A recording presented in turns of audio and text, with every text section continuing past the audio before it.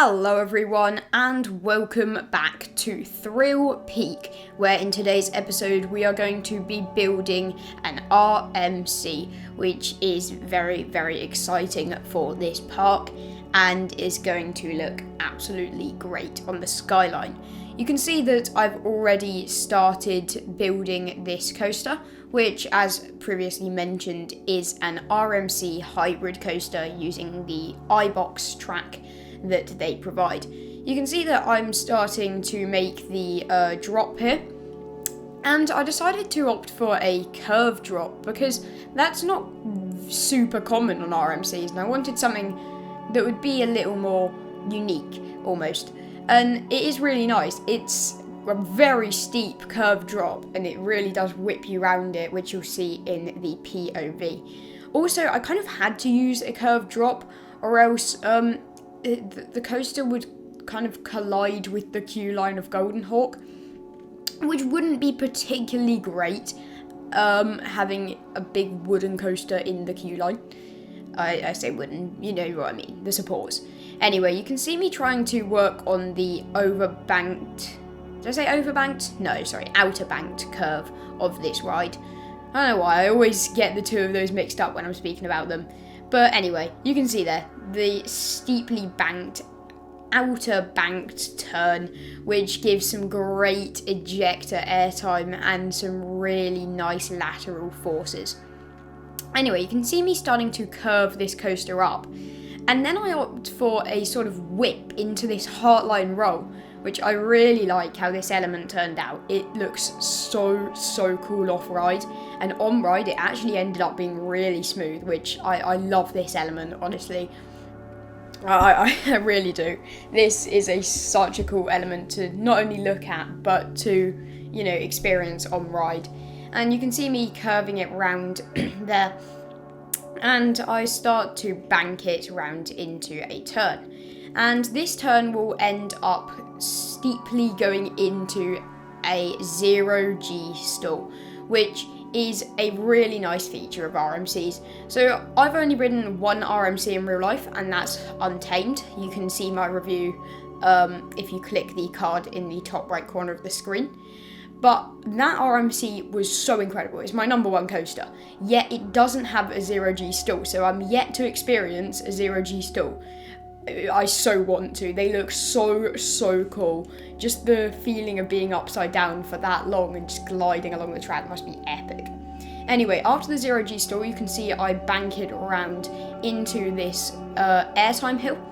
And yeah, if I remember correctly, the airtime hill doesn't go back directly to the ground because this is going to go into a mid-course brake run, which I know enthusiasts sort of, get annoyed about and, oh look, it's ruining the ride. Well, kind of, but do you want to be waiting like 4 hours for a ride on this? And the layout is actually quite long after it, and you still get lots of airtime. And the drop off of this mid-course is also, quite airtime packed. So, you win some, you lose some, but is what it is. Anyway, you see I do a little half drop, then curve it round for the rest of the drop. And I'm pretty sure I here go into an airtime hill. Yes, I do. Right. Oh, now I'm working on the brake run so that I have somewhere to connect this coaster to. See, initially I was thinking, I'm just going to connect this airtime hill to the brake run. But then I thought, no, that is going to be too short. It's not even worth having the RMC. So I decided to curve it round and sort of follow it round the layout. And then I go into another heartline roll. These things work on RMCs. I mean, there's one on Untamed towards the end, and it's brilliant. Just having the lap bar and hanging out in a seat is really cool. This one is not quite as whippy as the other one, but it's also not hang time packed. You are going to get hang time, but you're not going to be just hanging out with your seat for ages. You can see me twisting out of that curve there into a wave turn. I always find it really hard to make whippy wave turns in Planet Coaster, like something along the lines of like Iron Gwazi's wave turn. That is such an epic wave turn, and I find it so hard to replicate in this game.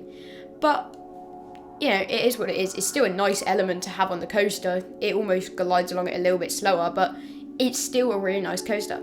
And you can see oh look, I thought again of connecting it, but then decided, no, I'm just going to go for another lap. So I curved this into a little double down, and I think this is one of the most sort of satisfying things to watch on this POV. It's so nice just gliding down, not expecting it, and just going up again and then into this curve. It works so well, I really do like it.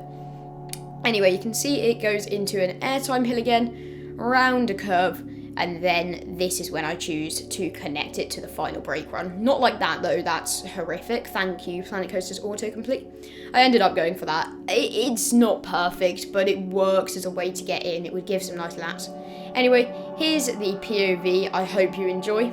I did smooth it out off camera, so this should be a very nice ride for you.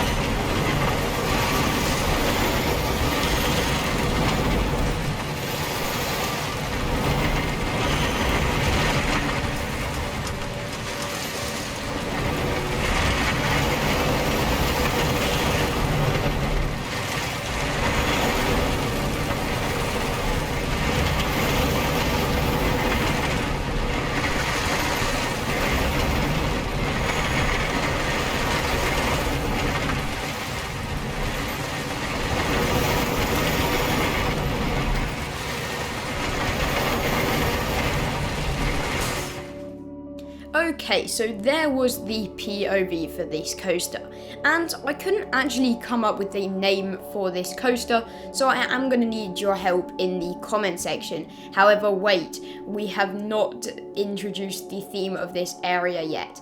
This area is going to be Western themed, and you will see me start to make some work on that theme in some very short time. Even the path is almost westerny, almost, you see what I mean.